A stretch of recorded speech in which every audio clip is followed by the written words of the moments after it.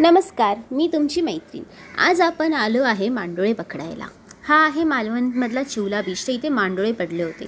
मांडोळे हे शिंपल्यांसारखेच असतात, पण साईजने थोडे छोटे असतात आणि खायला खूप चविष्ट असतात। तर तेच मी आता पकडते। हे पाण्याच्या लाटेसोबत येतात आणि वाळूत रुतत जातात। मग वाळूतून काढून त्यांना चाळणीत टाकून त्यांची माती थोडीशी काढून आपल्याला हे एकत्र घेऊन पिशवीत जमा करायचे।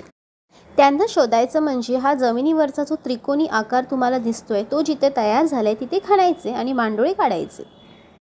आता यांना घरी आणून रात्रभर पाण्यात ठेवायचं, समुद्राच्या पाण्यातच ठेवायचं, जेणेकरून त्यांनी माती ओकतील। दुसऱ्या दिवशी आपण त्यांना कड काढून घ्यायचा। हे जे डाव्या बाजूला आहे त्याला त्याचं काठ म्हणतात आणि उजव्या साईडला जे ते उकडलेले मांडोळे आहेत। आता याचं मांस आपल्याला काढून घ्यायचं आहे एक एक करून।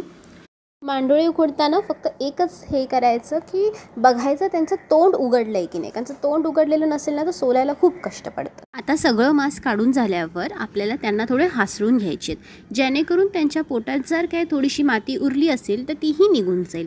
तर ते आता बघा कसं करायचं आहे। एका पातेल्यात काठ घ्यायचं आहे, त्याच्यातून मांस अशी हासरून काढून दुसऱ्या पातेल्यात टाकायची। ते काठ जो आहे तो गाळून दुसऱ्या पातेल्यात टाकायचा।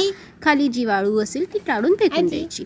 परत दुसरं पातेलं घ्यायचं, त्याच्यात पण तुम्ही मांडोळे जे आहेत ते हासरून सोडायचे। काठवरचं पाणी घ्यायचं, माती जर उरली असेल त्या काठात तर ती फेकून द्यायची। 2 ते 3 वेळा केल्यावर मांडोळे पूर्णपणे स्वच्छ होतात आणि त्यानंतर आपण आपल्या पद्धतीने त्याचं काठ किंवा भाजी करू शकतात। व्हिडिओ आवडल्यास माझ्या व्हिडिओला लाईक आणि चॅनलला सबस्क्राईब जरूर करा। धन्यवाद।